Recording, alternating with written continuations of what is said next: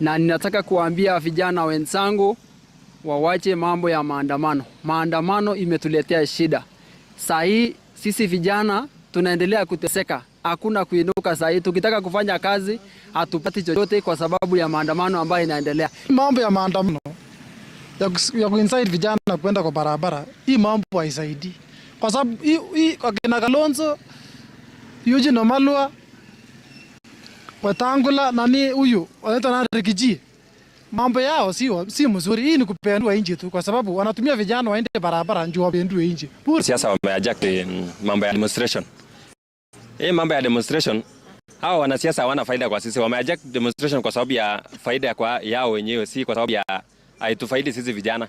So sisi vijana tunakashifu na tunasema hatuwezi kubali mambo ya maandamano na tunasema no for demonstration. Saba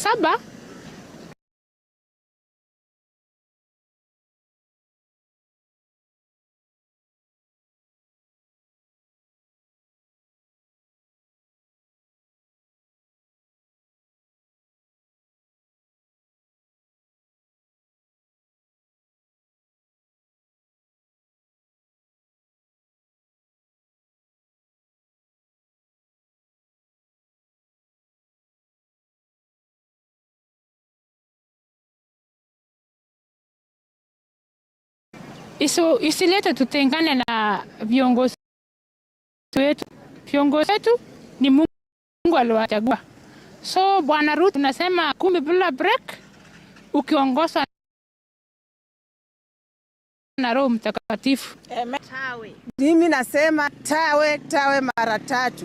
Mtu mwenye atakuja maandamano, hiyo ni shauri yake. Sisi hapa Nandi ni watu wa umoja.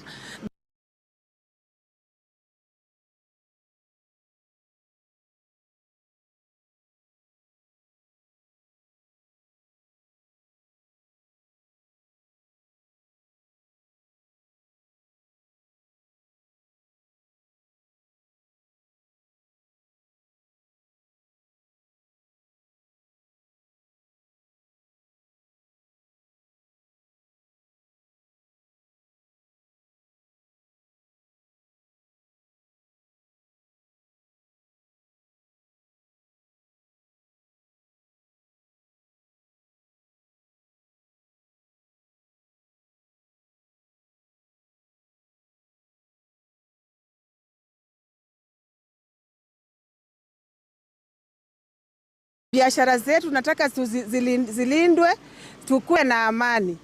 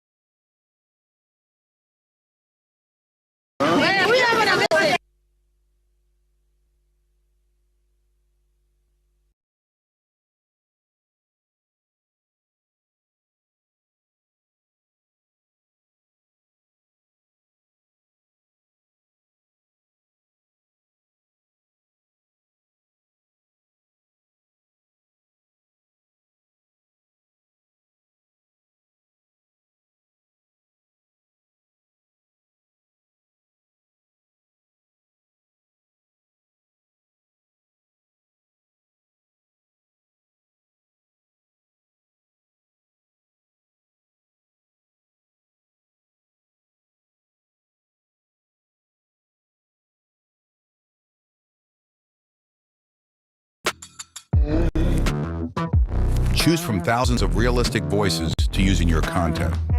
Change the way you record podcasts, voiceovers, and branded content with the number of for what's needed. Country gentlemen, thanks for your presence here on this historic day. And first to you, Kidi, certainly an eventful day which dovetails a year later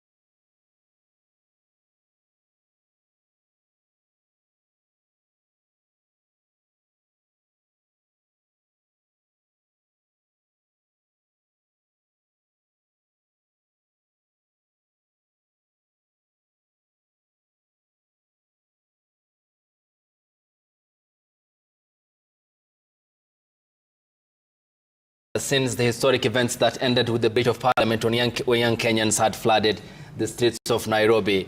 I mean, how is the feeling on the part of young Kenyans? Are their demands met, and are the policy players listening to some of the governance calls that they have amplified?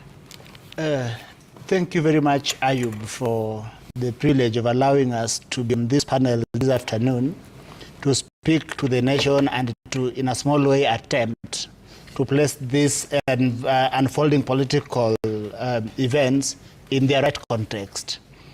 I think that we must underscore that to this extent, the government narrative, and the biggest narrative a government can have is action, or it's how it conducts its business.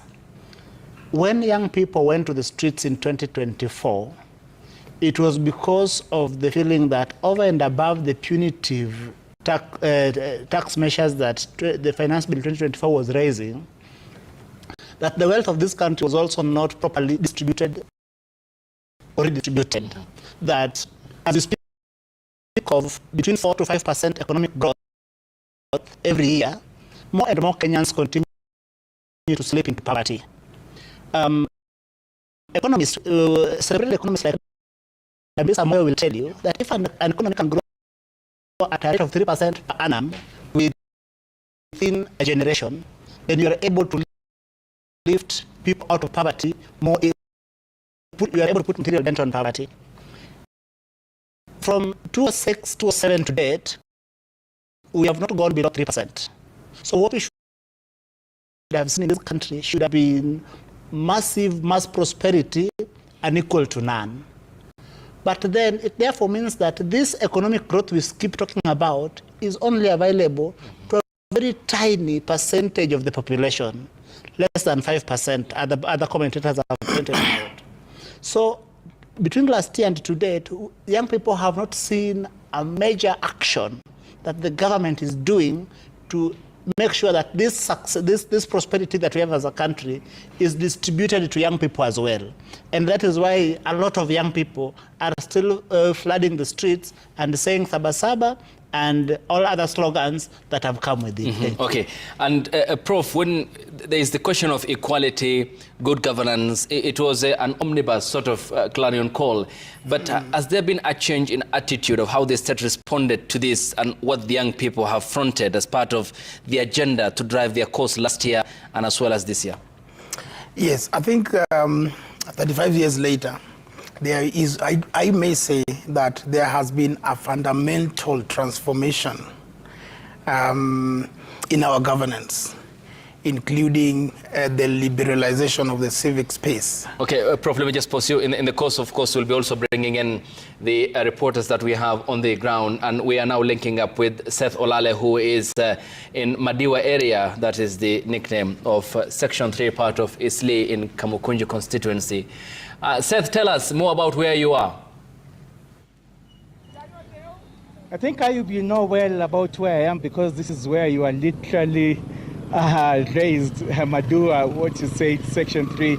You're very right. So you actually have the right background. But as far as today's context and content is concerned, is about a group of youth who actually initially barricaded this particular road and also erected tires and later setting up bonfires. You can see on my left side, even as Dida Muhammad tries to zoom in, this is just part and parcel of what was used. The lit tires were used earlier on, actually in an attempt to really now make this particular access road to Madiwa and other sections of the busy easily inaccessible. But as far as the police officers are concerned, they were able to act very swiftly. There is a team of anti-riot police officers who just came here and made sure that this normalcy resumes on this particular road. As you can see right now, we have border operators now being able to use this road, and also we also have motorists using this particular route.